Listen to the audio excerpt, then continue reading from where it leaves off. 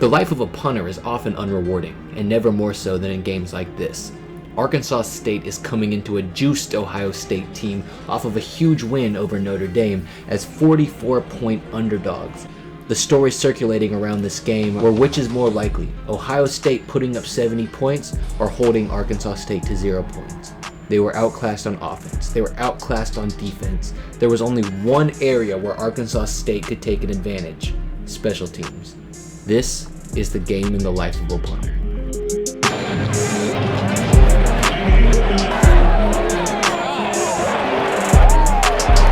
The punter in this case is Ryan Hanson, one of the best in the country. Trotting out onto the field with him is a great supporting cast of William Pristup, his backup, and a couple of kickers in Dominic Zvada and Tristan Madsen. Zvada is a spry freshman who's handling the PAT and field goal duties. Well, today just the field goal duties. And Madsen is responsible for sending mortar shots out the back of the end zone. And Hanson is the war medic of this game. When your offense is getting mowed down, the best you can do is just try to save as many field positions as possible. From the time they ran out of the locker room, things were looking rough. The relentless Ohio State fans showed their presence as a wave of boos washed over the field. Things wouldn't get much better from here. A quick 3-and-out put Hanson onto the field early, but boy does he flip it. Defensive front. Arkansas State didn't punt last week in the game against Grambling. This is the first punt of the year for Ryan Hanson from Taylor, Texas, and does it take a roll? 68 yards later, the Buckeyes find themselves inside their own 5, but 2 plays after that, they find themselves back to their 50. It was going to be one of those games. A quick score later, and it wasn't much longer until Hanson found himself back on the field.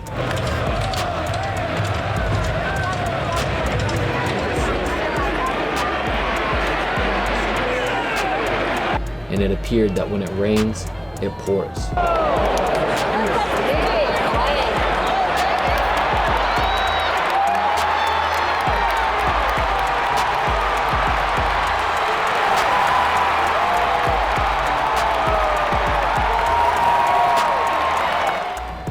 Luckily, a Buckeyes attempt at hurdling the shield drew the flag, which allowed the Red Wolves to see who their savior of this game was going to be.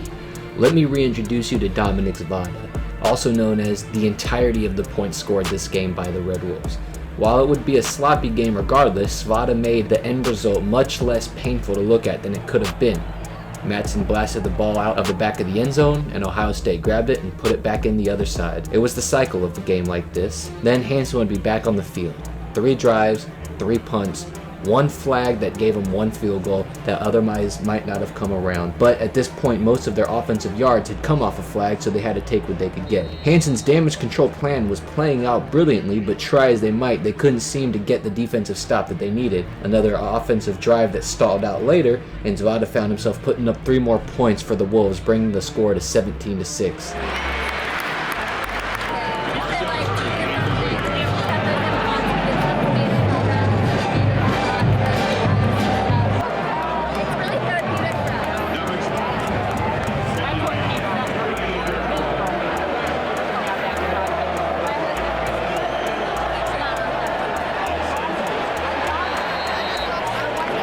The special teams alert was so high that as soon as they would get the ball, Hanson found himself warming up for what could be the inevitable. But after the first defensive stop of the game, this might be where the tide turns. The best drives for the Wolves ended up with Dominic getting another chip-in field goal, bringing Arkansas State within just 1 score of the number 3 team in the country.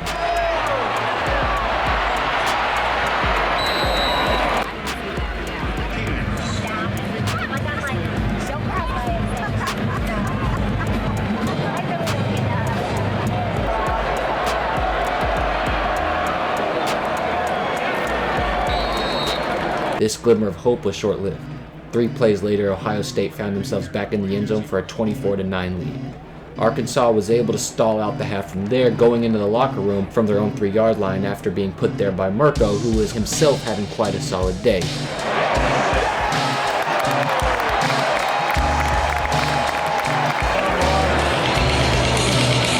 As halftime played, things were not looking so great, but they could be much worse. Being down 2 scores to a highly rated Ohio State team in their own territory was not a bad place to be sitting.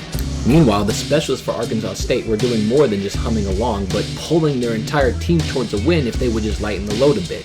Hanson having 50-plus yard average on his 2 punts and Zvada accounting for all 9 of their points, you can't ask for much more from a unit. Unfortunately, things would not stay this bright for much longer. Ohio State quickly makes the score 31-9 in under 90 seconds of that second half starting, and not much further after that, Hanson finds himself deep in his own end zone.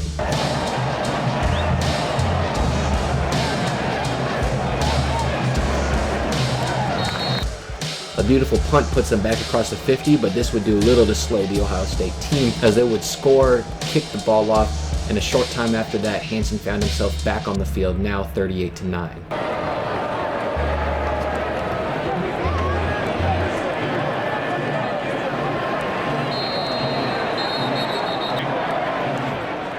They would get the ball back a short drive later that would allow Zvada to put up a respectable career long of 45 yards on the Buckeyes, finishing his showing for the evening going 4 for 4 on the day.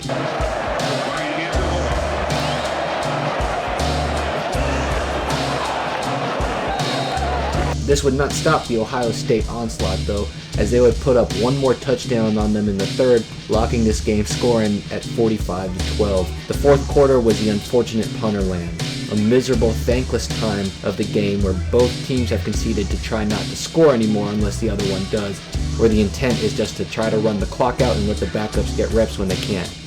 Mirko and Hanson would exchange pleasantries, but it was clear at the very least that with the extra reps from Hanson, it was paying off as he was continuously launching 50-plus yarders with ease. Mirko was able to keep Arkansas State with long fields to go, but the situation was so dire that even on this turnover during a punt play by Hanson, it did little to bring a response from his own teammates.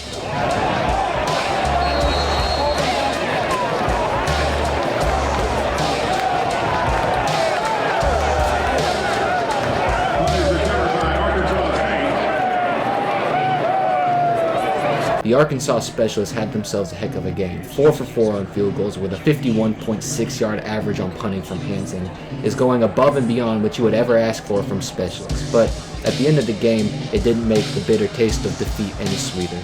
But this is unfortunately a game in the life of a punter.